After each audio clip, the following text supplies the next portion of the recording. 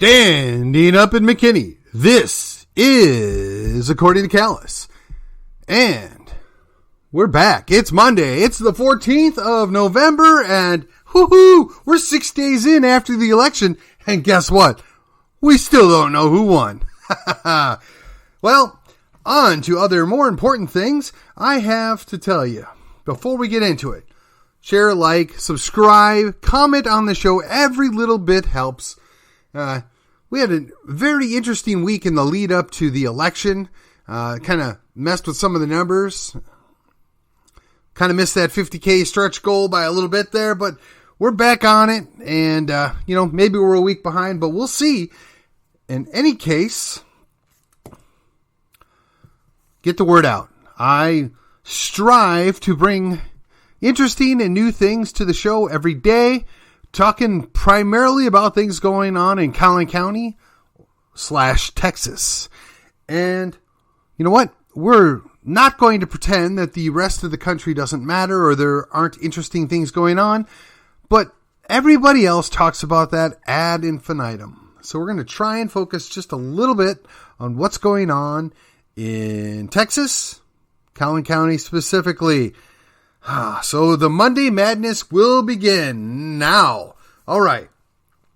So as I said, it's the 14th, 6 days after, and we still have a number of races that they're not calling.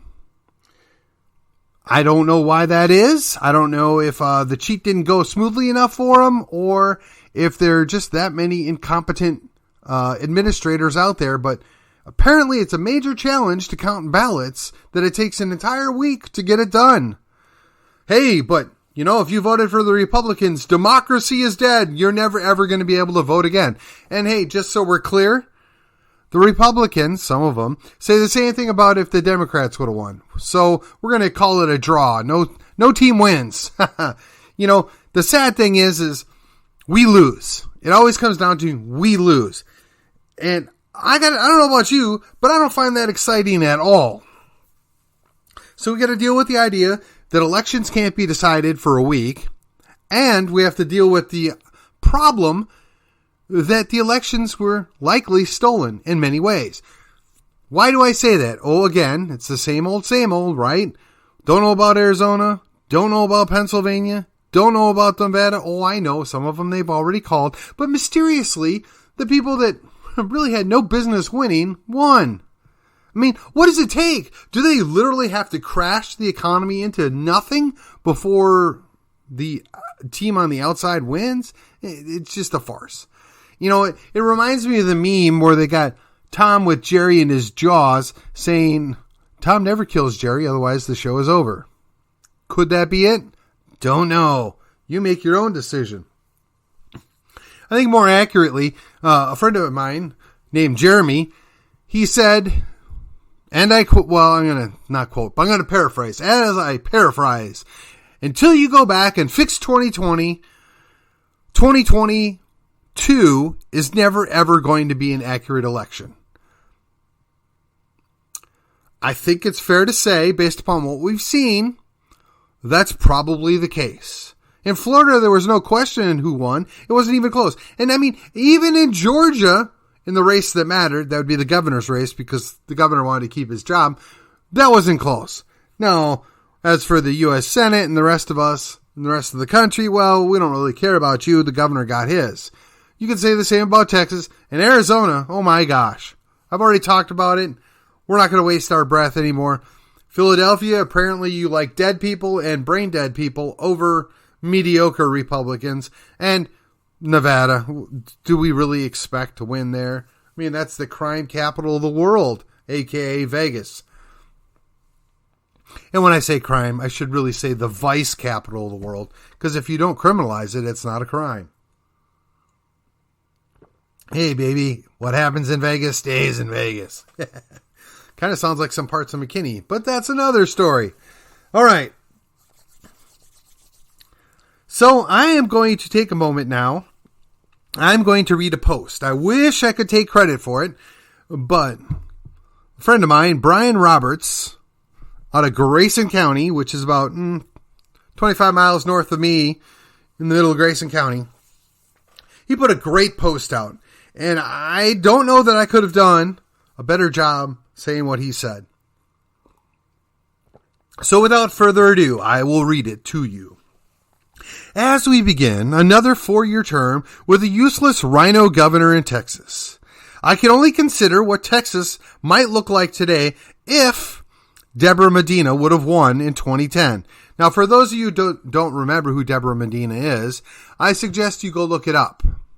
I'm not going to waste any time on it right now, but we may circle back later.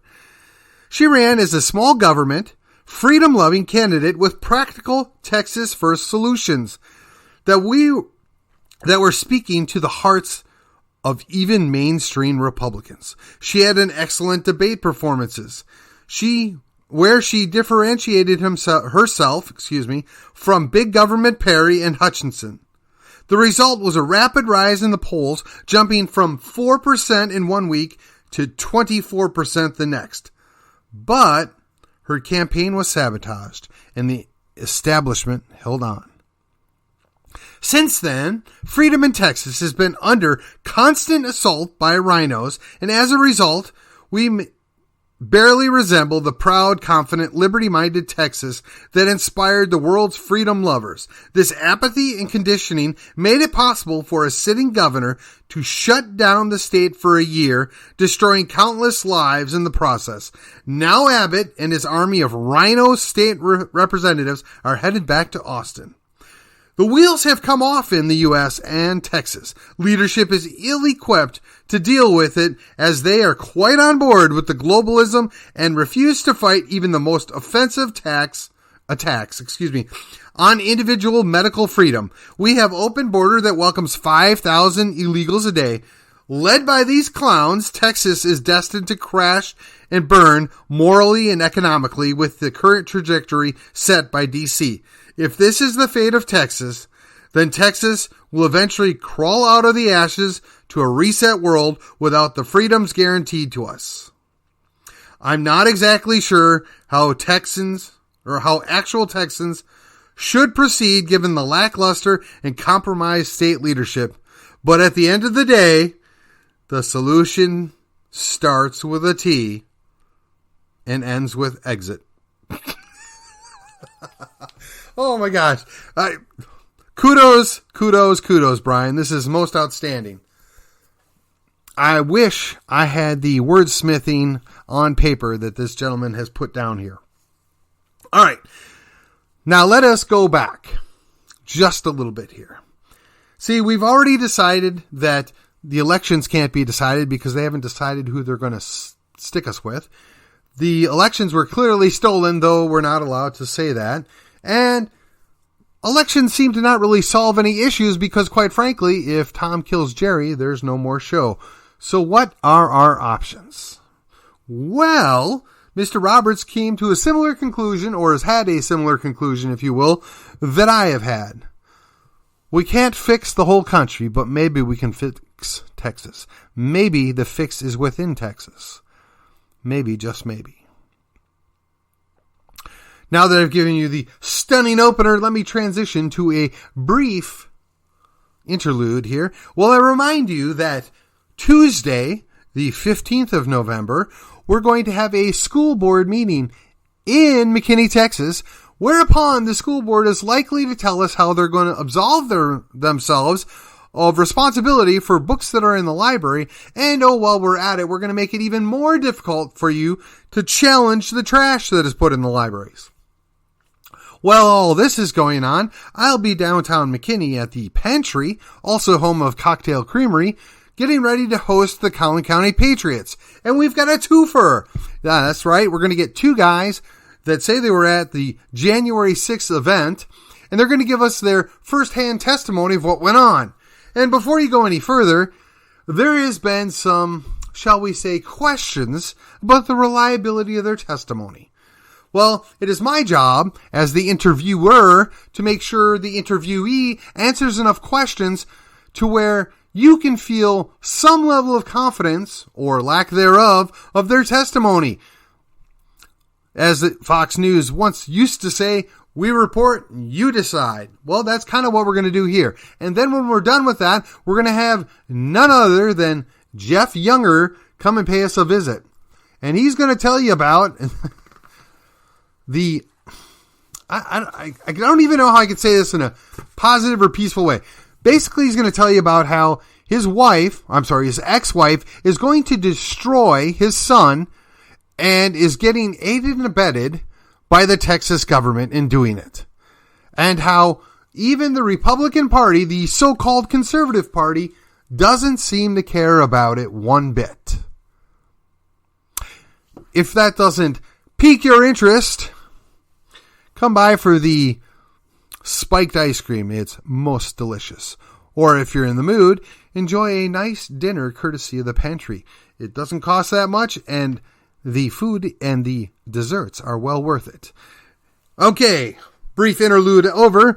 Let's return. What are our options? Well, as Mr. Roberts has eloquently put forth, and I concur wholeheartedly, Texit seems to be the only way out now. Now, I know there are a number of people that will claim a number of things. 1, you're a seditionist. 2, you're a chicken. 3, you're running away. 4, you're giving up. 5, you can't do that because Big Daddy government told us we're not allowed to. And I guess number 6, as well as being a seditionist, you're a traitor. Well, let's go ahead and just rebuke this for just a moment. So, about 20 years ago, I'm sorry, not 20, 30 years ago, that's right, 1992, I gave an oath. Now, that oath predates my marriage oath, but it is not superseded. In other words, I didn't take another oath that negates it. My marriage oath is an addition to, but not negating it. That oath was, I was going to defend the Constitution against all enemies, foreign and domestic. I gave that oath when I enlisted in the United States Navy. My term of enlistment ended in 1994. I then went back for another round in the active duty reserves for about a year. I left after I received what I thought was an unlawful order. Peacefully and whatever else, clearly within the rules. Okay? But that was my motivation. I've been officially discharged after 8 years, so that would take me to the year 2000. So for 22 years, I have been fully out of the United States military. I am no longer subject to the UCMJ. I am, however, still held by my oath.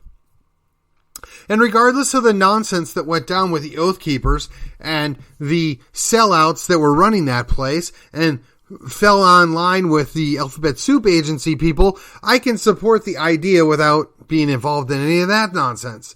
Because I did give an oath, and I plan on keeping it. The problem is, and I've had this conversation with a number of people that went over in the sandbox, the problem is, it's become increasingly clear to myself, and I would assume at this point many others, that the enemy is actually a domestic enemy. The enemy, many of them have D's after their name, some have R's after their name, and many of them wear Alphabet Soup Agency hats and credentials. They are the domestic enemy. They don't get to just change the rules because they want to. They don't get to just to redetermine and reinterpret what the Constitution said and what I gave an oath to. Now let me be clear here. I am not advocating overthrowing any government. I'm not advocating anything, honestly, to change anything in D.C. because I don't think we can. I think that would be an utter waste of time. What I am suggesting is we can leave. We can leave peaceably. It's been done multiple times throughout history. And for those of you that are about to get your panties in a wad, let me assure you that when the United States left Great Britain, that was a secession. Now, you can call it whatever you want. You can play whatever word games you want. But we left Great Britain. We told them we're not going to be subject to your authority any longer. Now, you can go put on an aluminum foil hat and say that, well, this, I don't care. For all intents and purposes, we were a free country. We separated ourselves. Now, Texas did that by themselves when they told Mexico, you're not abiding by the Constitution that we agreed to, and because of that, we're going to go our own way. And Santa Anna had a similar resolve and result, if you will, that Great Britain had. Oh, well, I'll tell you, you little peasant colonist. And, oh, yeah, he lost too. And then somewhere along the line, Texas said, well, we spent a lot of money fighting Mexico, and we got a lot of debt, and we're not really sure how we're going to fix all this, but there's this other big sister country here that's right next to us that we kind of align with on a lot of things. Let's join them. Let's become a bigger nation. Let's protect our borders with their help. These United States have come together and created that more perfect union. And that worked for a while. And then in 1860, the usurper in chief, I'm sorry, that's not fair. The guy that won with a minority, I'm sorry, that's maybe not. Abraham Lincoln was put in place. And at this time, several states had already seceded. They didn't approve of the way the federal government was trying to run things and run roughshod over what the rules were in the Constitution. They were ignoring the rules. They had become a domestic enemy. But rather than fight against them, they just said, we're going to go our own way. We're going to exercise our ability to walk away. Now, keep in mind, this had been tried several times before by the Yankee country. I'm sorry. The Yankee state. Yeah, that's right. Maine, Vermont, New York, Massachusetts, Connecticut.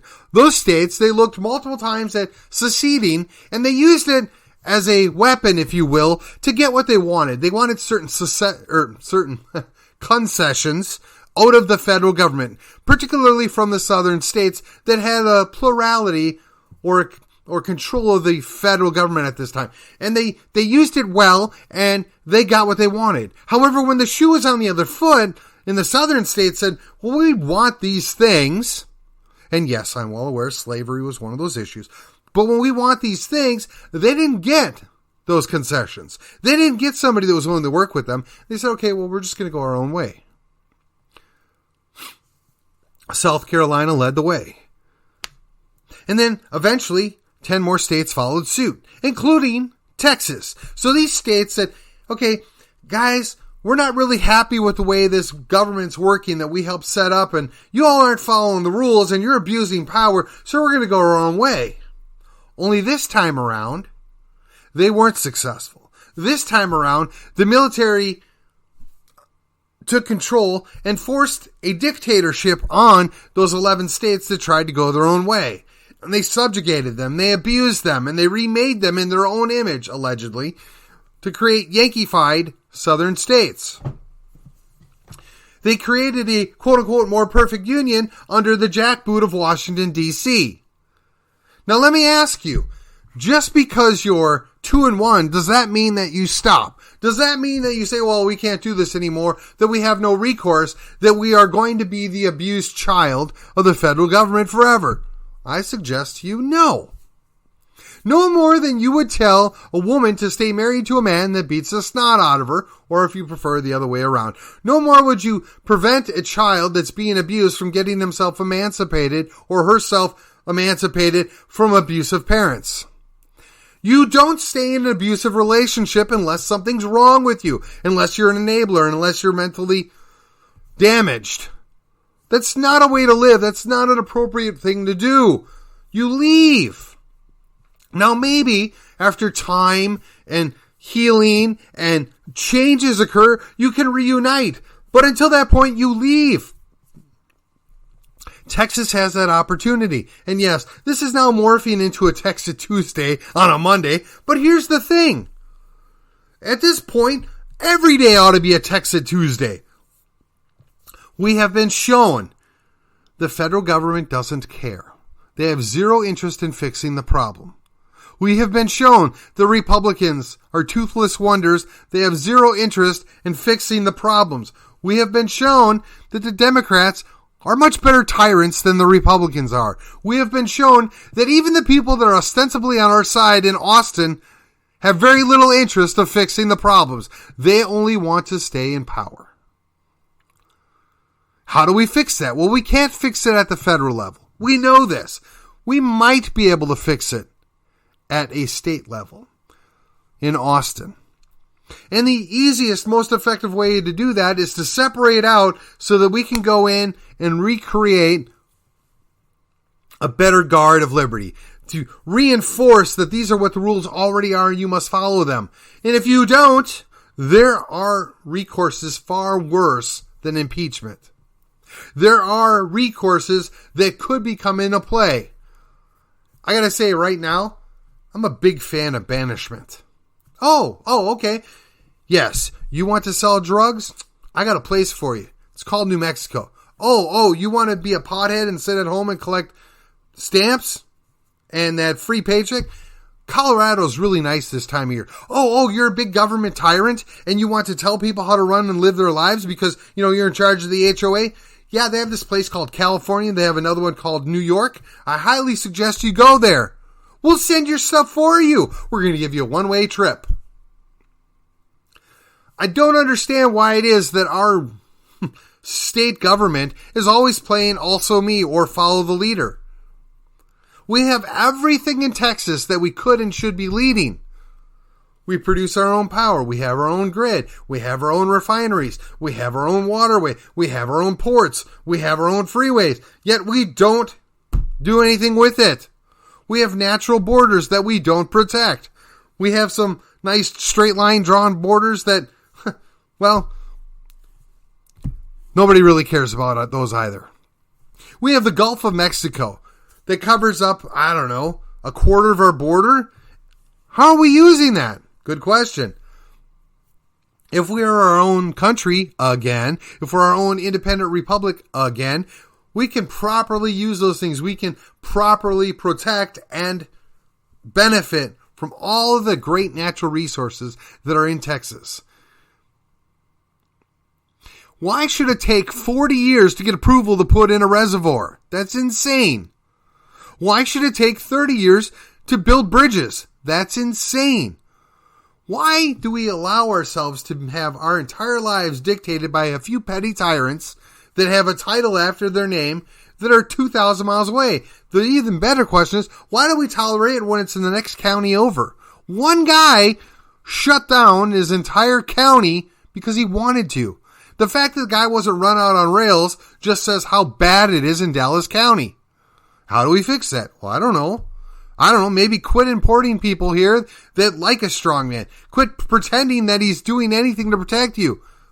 But, again, money talks. You know what walks. You're not going to do anything until you start forcing these people to follow the rules. Make them live by our rules. Now, later on this week, I finished Rules for Radical. We're going to take some notes out of that and discuss it. I also started reading the Benedict option. Pretty interesting. Right now he's just laying the groundwork. Rod Dreher, pretty good author. Maybe a couple of good ideas on there. And while we're at it, later on in the month, I'm going to probably dig out confrontational politics again and pull a few more notes out of that. These are all important things that we can and should be using. The time is now. The newly elected state reps and state senators are getting ready to go down in January. They work for us. They represent us. We need to remind them often and aggressively. And if they don't do the job, when they come home, they should not be welcomed. They should be chased off via a primary. Big words, I know. And it's expensive. It's a challenge. And it's a lot of work. But if you keep doing the same thing, you better not ever expect to get a different result, because you won't. These guys don't have your interests in mind. They don't have your interests in heart. They don't have your interest anywhere on their body or in their soul. They're only worried about themselves. And how do you know that? Follow their actions. Follow the money. I know, it's terrible. We don't want to be like that. These are our people that are on our team. These are people we just helped get reelected. These are people we helped get elected. We're supposed to be happy they have ours after their name. Yes, you're right. But when you have that R comes with a responsibility. That means that you actually follow through. You use the platform for something more than toilet paper. You follow the party principles. And if you don't, we need to start jerking these guys out by their collars. We need to stand up. And if they're not going to have a spine, we need to have it for them. We need to make them uncomfortable. We need to remind them they need us. If you doubt me, just look down in HD 70. And yes, I'm going to rehash this one more time. HD 70. Jamie Jolly. Ton of money. Ton of name recognition. She should have won that race fairly easily. Even most of the Democrats were okay with her, which is why they were so glad to vote for her in the primary. But when it came to the general, after she had told off the entirety of the executive committee and basically said, I don't appreciate the fact that you guys are being mean to me. As a matter of fact, I don't need you and I'm going to win without you. How's that working for you? Now, I don't know if she challenged the election or not. I don't know if she's asked for a recount. I think she's entitled. 900 votes is not a lot. But I wonder what the undercount was. As I said, I've heard the numbers at least 2,000. Now, if you're a good quality conservative Republican in Plano / HD 70, I don't know whether to hug you or smack you upside the head. But man, oh man, you taught her a lesson. These guys can't win without us. They need us as much as we need them. There's going to be a cost. And I don't care if you got $3 million the last cycle, Jeff Leach, and you run in a very safe Republican district, Jeff Leach, when somebody with no name, no money, and no experience gets a third of the vote, you ought to be paying attention. Because we are. When your name's Candy Noble and you work for the governor instead of the rest of us, I don't care how many nice letters you send back here and tell us what's going on and how pleasureful it is for you to represent us. If you're not in fact representing us, perhaps the problem is us because we haven't replaced you. Yes, both of you, you're on notice. Frederick Frazier, man, I'm hoping the best for you, buddy. Good luck. Matt. What is going on, buddy? You have been the best we've had in Collin County. And I gotta be honest, that's not been a compliment as of late. But going forward, I need you to double down, man. I need you to go back to the early days when you were actually a Liberty Caucus guy. I need you to re-inject that spine. I need you to show up at some of these cities that you represent and say, hey, guys, you know, that porn stuff in schools, not a good idea. Hey, guys, that CRT stuff in schools, not a good idea. Hey, you know, that person that I might personally like as a superintendent in Prosper, yeah, she's not so great because she hid the fact that their employees were abusing children. She probably needs to find another job. Matt, I'm not asking too much of you. The rest of us have been very patient with all of our representatives, and you come back up here every time and say, this is the most conservative session ever. This is so great. We got 4 out of 10. Or I'm sorry, 4 out of 9. Whatever. 50% is a failure. Those of you that are so glad to be supported by school teachers, even the school teachers won't pass somebody that gets a 50. It's time to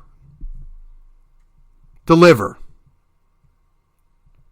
Yeah, I appreciate it. You guys kill those bad bills on occasion. I appreciate it. You guys do stand up for us on occasion, but we're tired of it.